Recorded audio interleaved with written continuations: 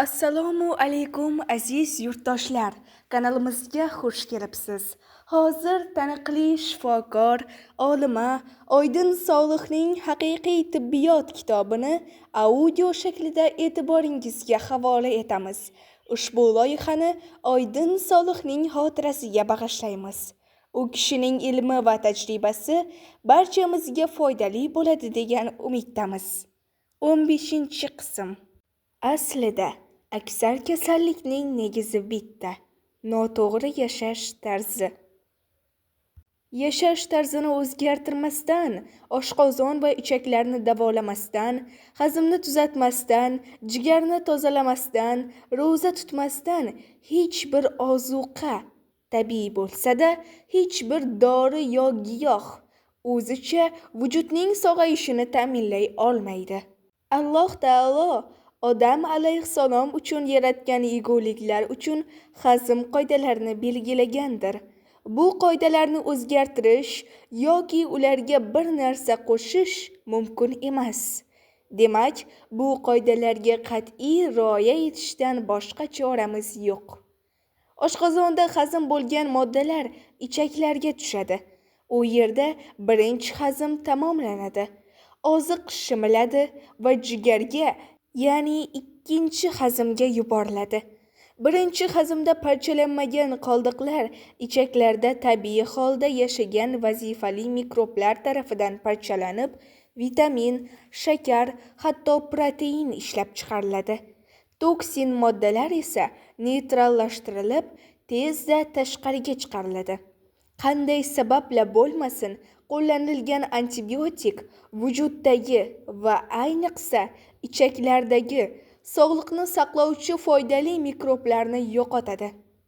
Oqibatda foydali mikroblarning o'rnini zararli yot mikroblar va bir hujayralar to'ldiradi. Bir hujayralilar va yot mikroblar ichaklardagi hazmga salbiy ta'sir ko'rsatadi. Ichaklarga kelgan oziqdan har xil toksinlar ajratib chiqariladi va toksinlarni qonga qorishtirmasdan tashqariga chiqarish ishi yuklangan ichak popuklarini chiritadi. Popuklarning chirishi bilan kallashgan ichaklarda yaralar paydo bo'ladi va himoya vazifasini bajara olmay, foydali moddalar bilan bir qatorda zararli moddalar ham qonga qorishadi. Zararli moddalarga yukli og'ir qon to'g'ri jigarga o'tadi. Jigar bu qonning bir qismini tozalab, yurakka, bir qismini esa buyraklarga yuboradi. Faqat qondagi zararli moddalar ortgani sayin jigarning bularni tozalashi qiyinlashadi. Bu holatda jigar bularni o'z ichida to'plab, yog'lanishga, kattayishga, kissalar paydo qilishga boshlaydi. Kasallanadi va qonni yetarlicha tozalay olmas holga keladi. Qonda zararli moddalarning ko'payishi bilan qon og'irlashadi. Immunitet tizimi og'irlashgan qonning aylanishini tezlashtirish va qoldiqlarni chiqarish uchun tomirlarni toraytirishga va qon bosimini ko'tarishga majbur bo'ladi. Ammo xasta bosim tushiruvchi dori olishi bilanoq tomirlar kengayishi qiyinlashadi. Qon aylanishi sekinlashadi. Badbo'y, og'ir qon aylangani sayin tomirlarda qoldiq qoldiradi. To'qimalarni kirlatadi. Qilsimon tomirlarga tiqiladi. Qon toraygan va tiqilgan qilsimon tomirlardan organlarning to'qimalariga yetarlicha yetib bora olmagani uchun oziq moddalar ham yetarli miqdorda yetib bormaydi. Toraygan va tiqilgan tomirlardan va bu tomirlarning joylashgan organidan metabolizm qoldiqlari ham uzoqlasha olmaydi va birikishga boshlaydi. Natijada hujayra va organlar och qoladi va surunkali qoldiqlar bilan mashg'ul bo'lganidan asl vazifasini bajara olmas holga keladi. Har bir hujayra va har bir a'zo ma'lum titrashim bilan ishlaydi. Biroq qoldiqlarning birikishi bilan o'zgargan hujayra va a'zolarning titrashim chastotalari buziladi. Payg'ambarimiz sollallohu alayhi vasallam Allohning zikrini to'xtatmagan hayvonni ovchi ovlay olmaydi deganlar. Sog'lom hayvonni na yirtqich, na ovchi ovlay olmaydi. Shunday ekan, Alloh zikrini to'xtatmagan a'zo ham kasallanmaydi. Hadisi shariflarda bir kimsaning to'xtovsiz 3 kecha issig'i chiqsa, onasidan tug'ilganday gunohlardan poklanadi. Olov oltin va kumushni qirlardan tozalaganidek, qulning kasalligi uning xatolarini ketkazadi. Kasalliklaringizni yeb ichishga zo'rlamang. Zero Alloh ularni yetiradi va ichiradi. Oz yeyish oz gunohdir.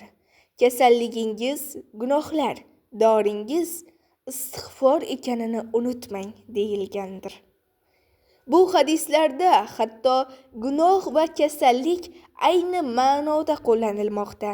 Demak, davolashdan avval xastalikka olib borgan xato va gunohlarni aniqlamoq kerak. Bir ayol Payg'ambarimiz sollallohu alayhi vasallamning huzurlariga kelib, "Mening tutqanog'im bor. Vaqti kelganda kiyimimni yechib tashlayman. Allohga duo qiling, shifo bersin" dedi. Payg'ambarimiz sollallohu alayhi vasallam, "Xohlasang sabr qil, senga jannat beriladi. Xohlasang senga shifo tilab Allohga duo qilaman" dedilar. Ayol, "Unday bo'lsa sabr qilaman" dedi. Bu ayol jannat evaziga Allohdan shifo istamay sabr qilishni tanladi. Biz esa ozgina xastalansak, sababini surishtirmasdan dorilarga yoki amaliyotga chopamiz va yana jannatni umid qilamiz. Payg'ambarimiz sollallohu alayhi vasallam bir kishiga 2 tabib keltirib, "Bu odamni davolang" dedilar. Tabiblar, "Ey Rasululloh, biz johiliyat paytida dori tayyorladik, kasallikni davolardik. Islomga kirganimizdan beri tavakkalni tanladik" deyishdi. Payg'ambarimiz sollallohu alayhi vasallam uni davolang dedilar. Demak, kasallikka sabr va tavakkal eng mukammal tanlovdir. Ammo tavakkal qila olmaganlarning davolanishi ham joiz. Faqat davo izlarkan, harom bilan davolanmang va harom bilan davolanib bo'lmaydi degan hadis shariflarni ham unutmaslik kerak. Kam yeyishni boshlaganlar bu hadislardagi haqiqatlarni qisqa payt ichida tushunib oladilar. Bu videomizdan o'zingizga kerakli xulosani chiqargan bo'lsangiz, biz xursandmiz. Kanalimizni yo'qotib qo'ymaslik uchun kanalimizga obuna bo'lishni va videoga like bosishni unutmang. Kitobning keyingi qismi keyingi videolarda.